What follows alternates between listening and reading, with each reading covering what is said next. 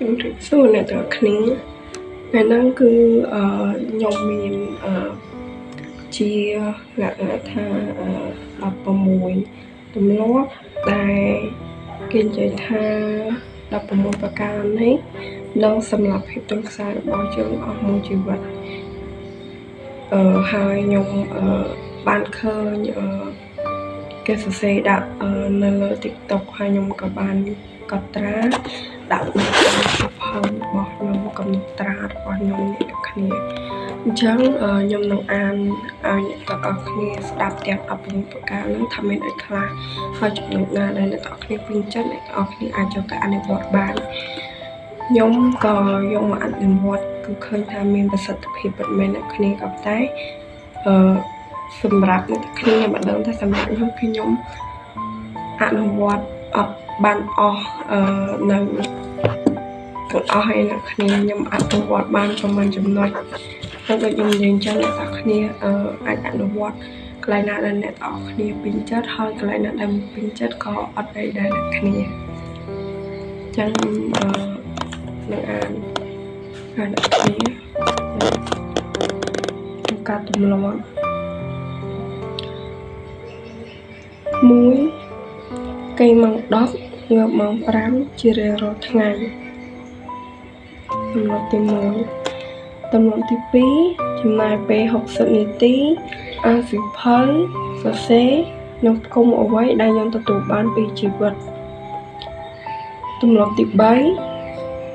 ត្រូវកាត់ផ្ដាច់មិត្តភាពណាដែលមិនធ្វើឲ្យយើងរីកចម្រើនស្ទឹងមានទឹកដល់ហើយមានដោយរសជាតិល្អលុះហូរចូលដល់សមុទ្រហើយក៏ខ្លាចជាមានរសជាតិប្រៃផឹកមិនបាន4គោរពវិន័យដែលចារសម្រាប់ខ្លួនឯងឲ្យបានខ្ជាប់ខ្ជួនដូចងើបពីព្រលឹមធ្វើការឲ្យបានយូរម៉ោងប្រឈមមុខនឹងបញ្ហាជាដើមមនុស្សមានវិន័យរមែងមានសេចក្តីថ្លៃថ្នូរនិងជាទីគោរពដល់នរជន5រៀនស្វែងយល់ពីហិរញ្ញវត្ថុទម្លាប់ទី6ឈប់ចាប់យកសេចក្តីសុខធូរថ្លៃផ្ដល់អត្ថប្រយោជន៍អ្វីដែលចាំបាច់ជាជាងភាពសប្បាយមួយផ្លែក7ធ្វើលំហាត់ប្រាណកន្លះម៉ោងជារៀងរាល់ព្រឹក8បង្កើតវិន័យតឹងរឹងមួយគឺងើបភ្លាមកុំកាន់ទូរស័ព្ទហើយជំនួសដោយការសមាធិឬការអធិដ្ឋានវិញ9ប្រើប្រាស់អ៊ីនធឺណិតឲ្យធ្វើជាប្រភពរកលុយរបស់យើង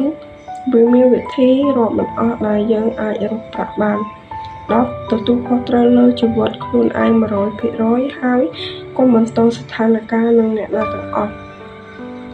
11ញ៉ាំប្រូតេអ៊ីនឲ្យបានច្រើននិងបន្លែផ្លែឈើស្រស់ហើយផឹកទឹកចង្ហើម1លីត្រកន្លះក្នុងមួយថ្ងៃទម្លាប់ទី12ដើរជាមួយមនុស្សដែលឆ្លុះវង្វេងនឹងចំណេះដឹងមានផ្នែកគំនិតរីកចម្រើនមនុស្សដែលមិនចេះនៅមួយកន្លែងហើយចុះសម្រុងនឹងជីវិត13សន្សំលុយទិញសម្លៀកបំពាក់សមរម្យទាំងអស់ហើយរៀនពីសិល្បៈនិយាយ14នៅជាមួយនឹងធម្មជាតិសុំនៅក្រៅផ្ទះហើយដើរទៅកន្លែងណាក៏បានដើម្បីរក្សាភាពធូរថប់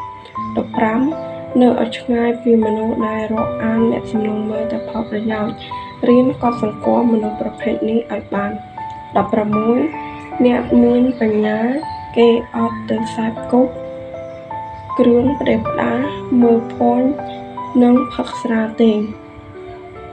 ទាំងអស់នេះសុទ្ធតែជាសេចក្តី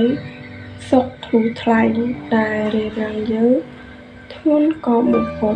ធ្វើឲ្យយើងងងឹតហើយកាន់តែ depression តែមានកន្លងតែអ្នកគ្នាបើឃើញថានៅក្នុងនោះមានចំណុចណាល្អក៏យកទៅអនុវត្តតែបើអ្នកគ្នាគិតថាចំណុចណាអត់ល្អទេក៏អត់អីដែរអ្នកគ្នា